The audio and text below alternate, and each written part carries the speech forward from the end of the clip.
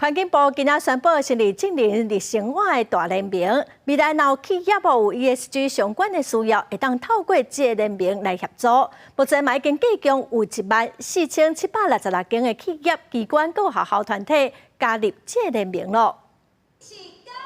环境部拜二成立净零日生活大联盟，邀请学界、产业界等超过20个单位加入联盟，希望透过企业的力量，推动员工的净零意识，斗阵把环保的习惯落实在生活当中。今天来的也有包含了华航，也有包含台达电，等于是说，让大家想要做这件事情的人都可以到这个地方交朋友，甚至说找到一些这个 solution 一些解决方案。 针对大饭店无阁提供一届性用品，引起侪民众不满。环境部长表示，拄啊开始，大约有9成的民众反对。经过宣传，渐渐已经有3成的民众支持。环境部长希望企业带动员工行动，渐渐影响社会大众的生活转型。环境部邀请侪企业参与论坛，来讲日式办公、日式旅游、日式食食等的主题。 我们每年也会举办绿行动的市集，我们邀请社企当地的小农到我们的办公大楼举办市集。环境部长表示，净零排放的过程，民众一时